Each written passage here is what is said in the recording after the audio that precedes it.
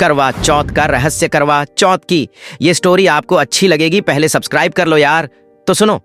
रात गहरी थी, आसमान में चमकता चांद मानो किसी रहस्य को छुपाए बैठा था।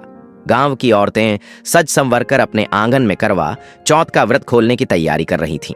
उनमें से एक थी सावित्री, जो हर साल पूरे मन से यह व्रत रखती थी। पर इस साल उसके मन में अजीब सा भय था, मानो कुछ अनहोनी होने वाली हो। सावित्री का पति अर्जुन पिछले 3 महीनों से परदेश में काम करने गया था। उसने फोन पर कहा था, चिंता मत करना, इस बार चांद निकलते ही मैं लौट आऊंगा। वो दिन आ गया।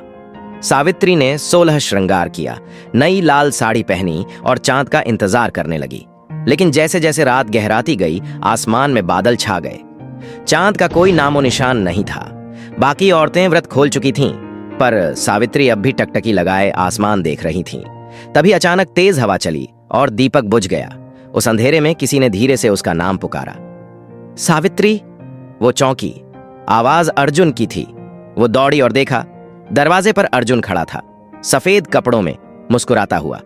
तुम आ गए, मैं तुम्हारा इंतजार कर रही थी।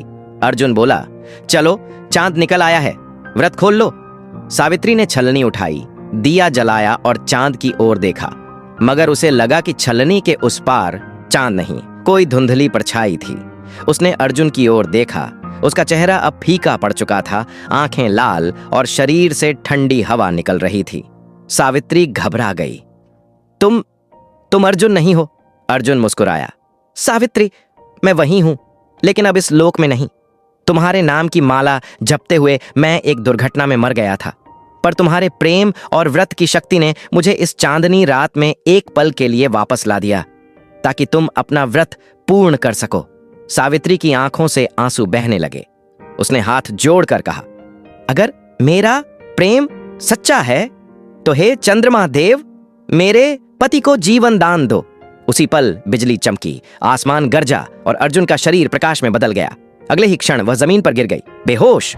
सुबह जब गांव वाले पहुंचे तो देखा सावित्री और अर्जुन दोनों जीवित हैं, एक दूसरे के पास लेटे हुए। अर्जुन ने बताया कि उसे रात को अस्पताल से छुट्टी मिली थी और उसे बस यही याद है कि किसी दिव्य शक्ति ने उसे मौत से लौटा दिया। उस दिन के बाद गांव में कहा जाने लगा कि करवा चौथ की रात सिर्फ चांद ही नहीं, बल्कि सच्चे प्रेम का देवता भी उतरता है, जो उन स्त्रियों की रक्षा करता है जिनका व्रत सच्चे मन से होता है। और तब से हर करवा चौथ की रात सावित्री आंगन में दीपक जलाकर आसमान की ओर देखती है, जहां उसे अब भी अपने प्रेम की छाया मुस्कुराती नजर आती है।